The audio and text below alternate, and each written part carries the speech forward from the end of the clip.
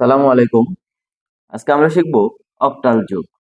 Octal যোগের ক্ষেত্রে আপনি এখানে ৩ টে নিয়ম দেওয়া আছে। ৩ টে নিয়ম যদি আপনি মাথায় রাখতে পারেন তাহলে অক্টাল যোগ আর কখনোই ভুল হবে না।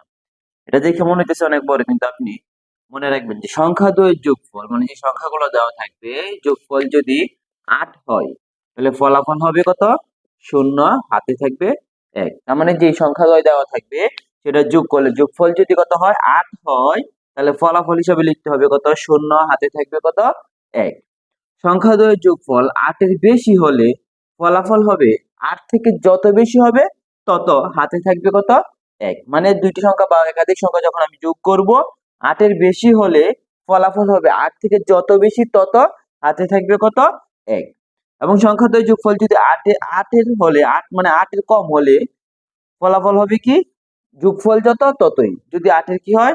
ফলাফল ৮ এর কম হলে ৮ এর কম হলে ফলাফল হবে যোগফল যত ততই। তাহলে আমরা এখানে একটি অঙ্ক সমাধান করি। আপনি এভাবে মনে রাখবেন যে সংখ্যাদ্বয়ের যোগফল যদি ৮ হয় ফলাফল হবে ০ হাতে থাকবে ১। ৮ এর বেশি হলে যত বেশি হবে তত হাতে থাকবে ১ এবং ৮ এর কম হলে যোগফল যত হবে ততই। তাহলে একটি অঙ্ক সমাধান করি আমরা। এখানে ৫ এবং ৩ যোগ করলে কত হয়? ৮। আমাকে ১ নম্বর নিয়মটা বলা হয়েছে যে সংখ্যাদ্বয়ের যোগফল যদি ৮ হয় ফলাফল হবে ০ হাতে থাকবে ১। তাহলে এখানে ৫ আর ৩ কত? ৮। তাহলে এখানে আমি লিখবো কত? ০ হাতে থাকবে কত? ১। হাতের ১ পরেরটার সাথে গিয়ে যোগ হবে। ৩ আর ১ কত? ৪। ৪ আর ৬ কত? ১০। ২ নম্বরটার মধ্যে বলা হয়েছে যে ৮ এর বেশি হলে ফলাফল হবে ৮ থেকে যত বেশি তত। তাহলে এখানে কত হয়েছে? ১০। ৮ থেকে ১০ কত বেশি? ২। ২ হাতে থাকবে কত? ১। তাহলে ৭ আর ১ ৮। ৮ আর ৫ কত? ১৩। ৮ থেকে ১৩ কত বেশি? ৮ থেকে ১৩ কত বেশি? ৫ বেশি। ৫ হাতে থাকবে কত? ১। হাতের ১ এখানে লিখে নিলাম। আপনি আরেকটা অঙ্ক সমাধান করি আপনাদের সুবিধার জন্য। ৬ আর ২ যোগ করলে কত হয়? ৮। ৮ হলে ফলাফল কত হবে?